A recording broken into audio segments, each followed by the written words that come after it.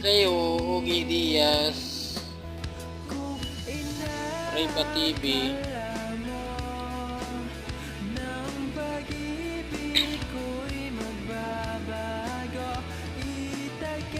Ito lang masasabi ko sa inyo, huwag nyong siraan si Diwata dahil siya ay naghahanap buhay ng maayos.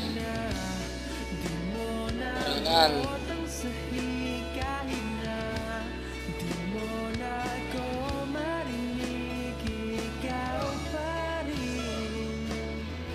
At talong hindi sa lahat, siya ay nangihingi sa inyo ng mga panggastusin sa pangaraw-araw.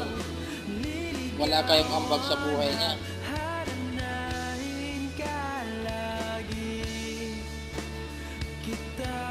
At wala nagsabi sa inyo